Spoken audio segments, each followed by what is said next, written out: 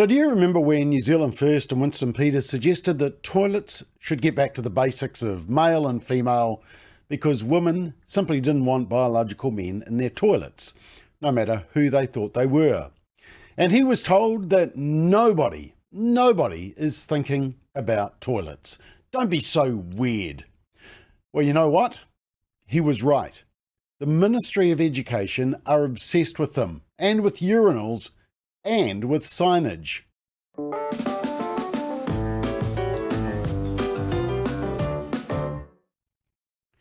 So during the election campaign last year, this was a key story in the media. Winston Peters causing quite a stink today over toilets. I make it very clear, somebody who's got a male appendage should not be in a woman's bathroom or girl's bathroom. New Zealand First reigniting the controversial debate on women's spaces. I'm telling you, you're on a different planet if you want to have a conversation about bathrooms and make that an election issue. We're the only ones grounded in this campaign, can't you see? It's not something that's being raised with me at the moment. I don't think it's front of mind for most New Zealanders. A lot of people do want to enter the debate. A lot of people are saying, thank heavens, someone is making a stand for women. New Zealand First is proposing a law ensuring any new public bathroom has clearly demarcated unisex and single-sex facilities, and that current toilets aren't used by anyone of the opposite sex. Women and young girls should be safe and feel safe when they go to a public bathroom. In some parts of the country, you've got men going in there and using the same bathroom, and a lot of people are seriously concerned, and rightfully so. Research shows trans and non-binary people are 3 times more likely to experience sexual violence than women in the general population, leading to claims New Zealand First is fear-mongering. It's cheap and nasty, and it's at the expense of trans people. This is politics that does not belong in this century, and perhaps neither does this politician. Yeah, well, as you can see, nobody wanted a bar of it. Nobody wanted to talk about it. Chris Hipkins wasn't having any of it. Something that's being raised with me at the moment. I don't think it's front of mind for most New Zealanders. No, apparently not. And Luxon as well. He didn't want anything to do with the issue. Do we need laws specifying which public bathroom people are able to use? No. I can tell you bathrooms is not a big topic for this election. What this country is focused on is who are the best economic managers, who's going to reduce the cost of living. When I'm out and about across New Zealand, bathrooms is not going to be a big election issue in New Zealand. But it is a big issue for Winston Peters. Well, it may well be, but I'm telling you, you're on a different planet if you want to have a conversation about bathrooms and make that an election issue. Because yep, so you're on another planet if you want to talk about bathrooms. Labour MP Shannon Halbert, who once asked a submitter to Parliament whether he had engaged with a male-female biological religious gender, yes, he did ask that, said, you know, how do we even police this stuff? Who should be able to use women's toilets? Well, in New Zealand, we self-identify our gender. No, we don't. And so if New Zealand First did want to move forward with this bill, they would have to call for a gender register in New Zealand, which we don't currently have. And therein lies some of the challenges and the practicalities of implementing such a bill. But I go back to the point. Yes. Well, we do have a register, actually. It's called a birth certificate, because remember, politicians made a mockery of birth certificates by basing it on identity. But here's the interesting thing. While the politicians say they're not obsessed with the issue, they are, through the Ministry of Education, who are ramming it down in schools.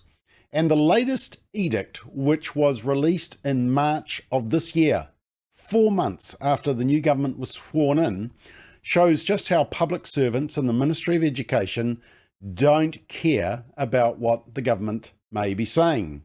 So this is the document, the Toilet and Changing Space Designs for Schools. And you'll note there, it is March 2024. And so just a couple of months ago. And they start off by saying, we asked a range of Akonga about their experiences of toilets at school to inform the standards and reference designs in this document. And there's a couple of quotes. If all toilets were accessible and gender neutral, it wouldn't be a thing for people who need those facilities.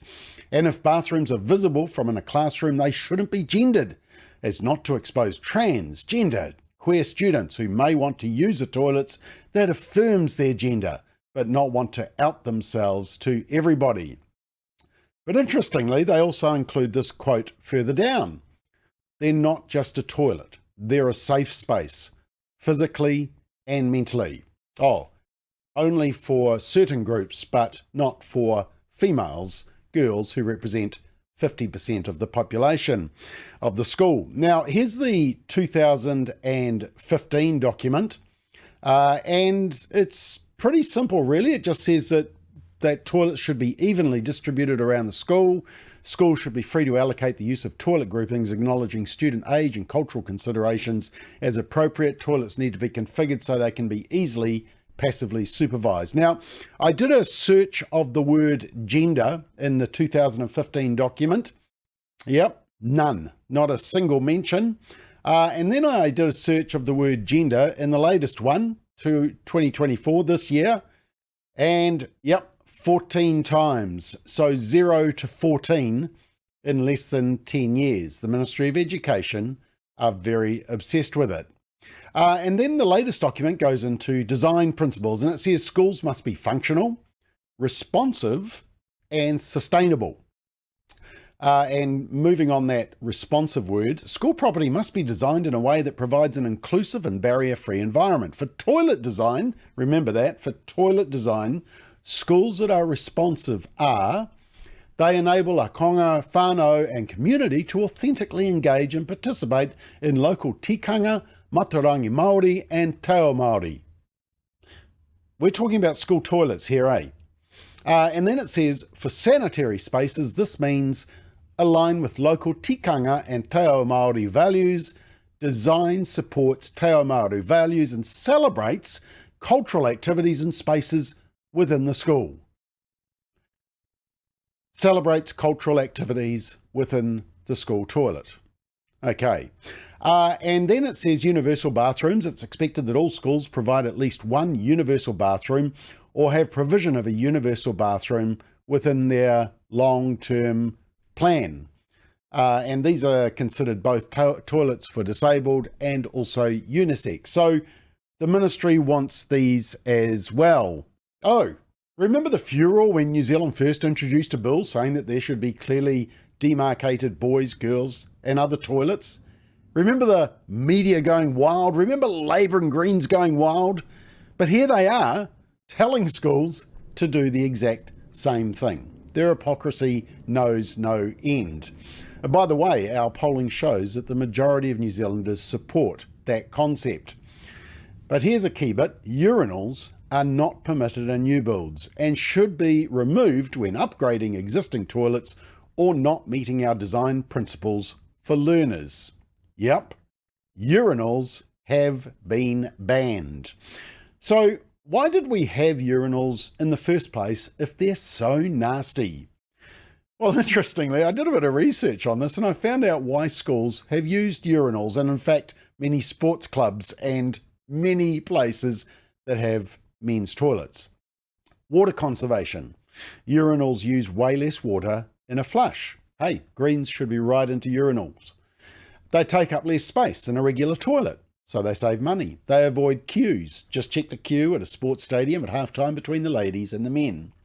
And the design of urinals reduces fluid contact with the surface, promoting better hygiene. And they're also designed to minimise splashing, thus reducing the spread of germs and making it easier to maintain a clean bathroom. And for these and other rather obvious reasons, cleaning a urinal is typically less intensive than cleaning a toilet. But when you're pushing an ideology, conserving water and encouraging hygiene aren't important. And of course, we don't want to be reminded that boys do it different to girls, and boys can do it standing up. And then we get to the real problematic bit. Yes, more problematic than what we've already seen.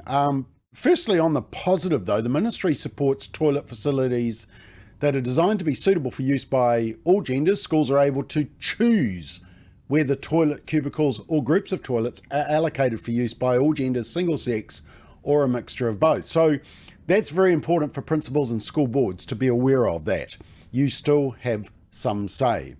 But when choosing the signage for toilet doors, check out this. Consider icons and signs that are inclusive and easily readable.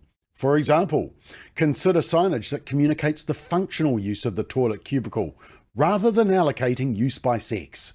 Use inclusive terminology such as all gender, all abilities, inclusive toilet or toilet. Yes, we all want to feel inclusive when we're going to the toilet. Avoid the term unisex as it focuses on biological sex rather than spectrum of gender. And avoid icons of figures wearing pants or dresses, as this suggests that a person's clothing accurately reflects gender or sex.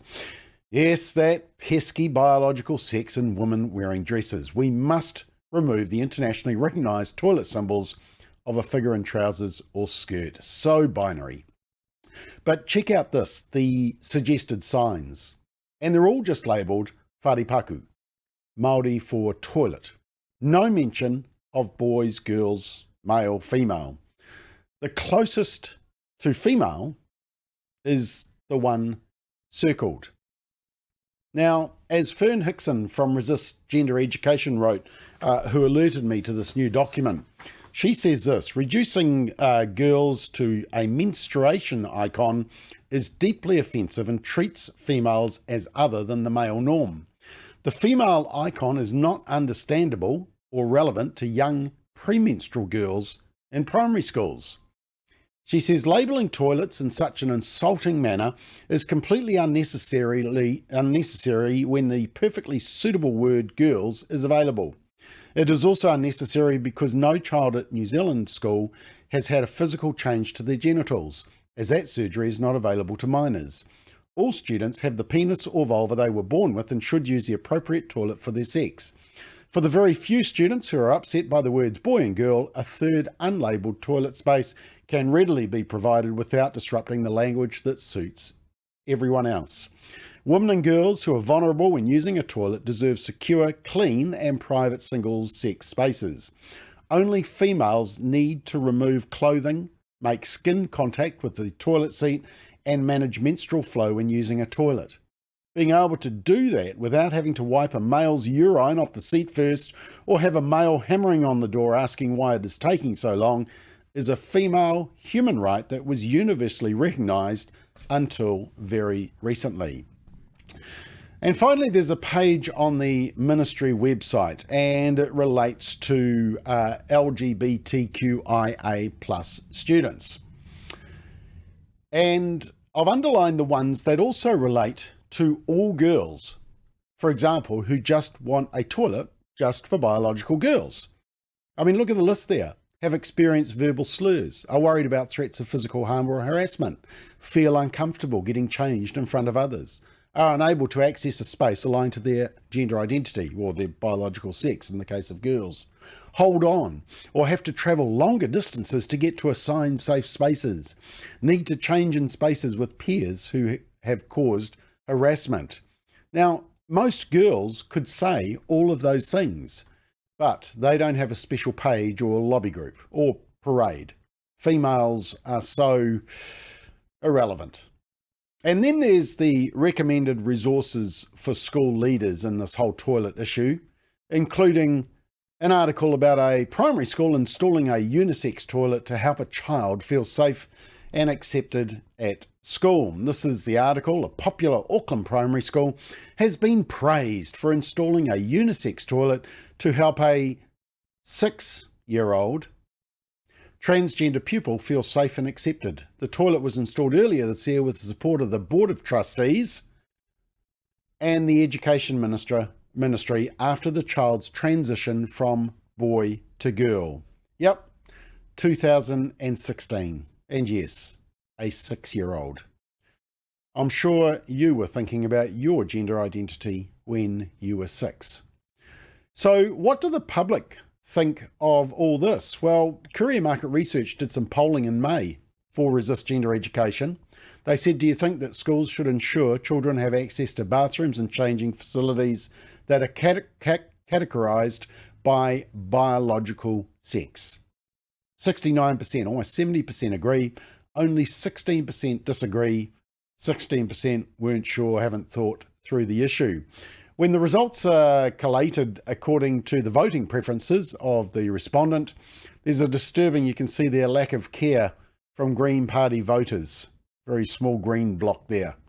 Only 26% saying that single-sex facilities matter, in stark contrast to the other voters who sit within a relatively small range of 65 to 88.